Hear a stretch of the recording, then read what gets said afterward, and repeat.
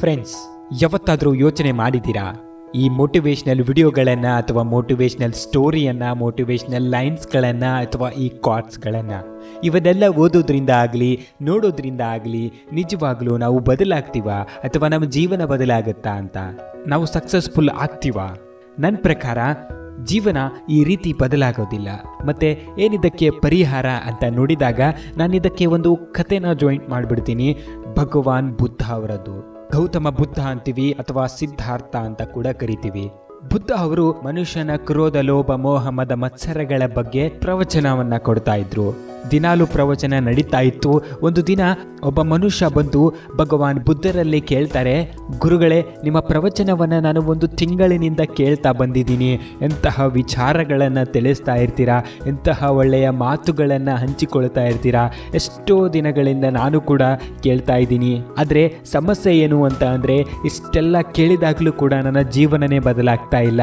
ನಾನೇನು ಮಾಡಲಿ ಅಂತ ಕೇಳಿದಾಗ ಬುದ್ಧ ನಸುನಕ್ಕು ಕೇಳ್ತಾರೆ, ನೀವು ಯಾವ ಊರಿನಿಂದ ಬಂದಿದ್ದೀಯಾ ಅಂತ.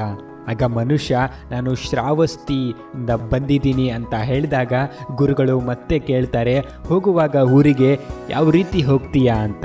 ಮನುಷ್ಯ ಹೇಳ್ತಾನೆ, ಯಾವುದಾದ್ರೂ ಎತ್ತಿನ ಗಾಡಿ ಅಥವಾ ಕುದುರೆ ಗಾಡೀಲಿ ಹೋಗ್ತೀನಿ ಅಂದಾಗ ಬುದ್ಧ, ನೀನು ಇಲ್ಲೇ ಕೂತ್ಕೊಂಡು ನಿನ್ನ ಊರನ್ನು ತಲುಪಬಹುದಾ ಅಂತ ಕೇಳ್ತಾರೆ.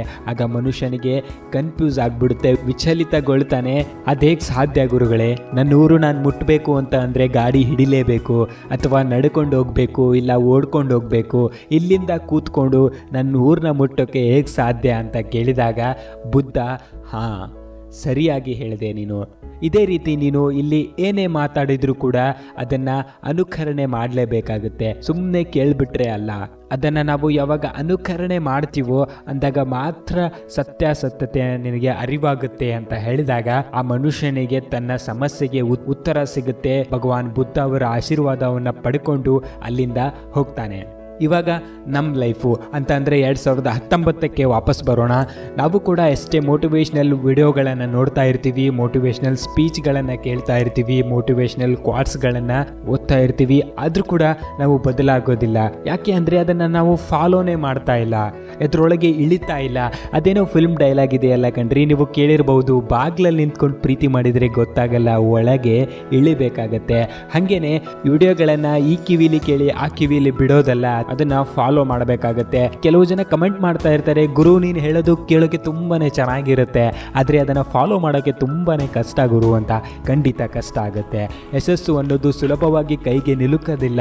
ಅದನ್ನು ಮುಟ್ಟಬೇಕು ಅಂತ ಅಂದರೆ ಯಾರು ಕೂಡ ಲಿಫ್ಟ್ ವ್ಯವಸ್ಥೆ ಮಾಡಿರಲ್ಲ ಕಣ್ರಿ. ಇಲ್ಲಿ ಶ್ರಮದ ಮೆಟ್ಟಿಲುಗಳನ್ನು ಏರಲೇಬೇಕಾಗತ್ತೆ.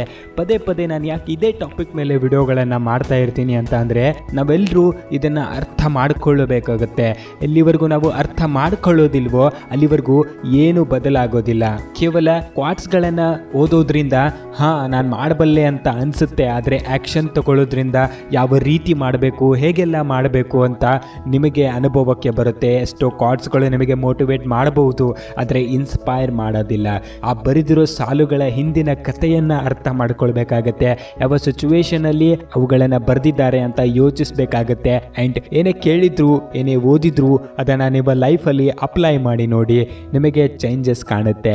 Best of luck. ನಿಮ್ಮ ಎಲ್ಲ ಕನಸುಗಳು ನನಸಾಗಲಿ ಅಂತ ಹೇಳ್ತಾ ಸಿಗೋಣ ನೆಕ್ಸ್ಟ್ ವಿಡಿಯೋದಲ್ಲಿ. ಅಲ್ಲಿವರೆಗೂ yes you can. And finally this was you can TV Kannada signing of.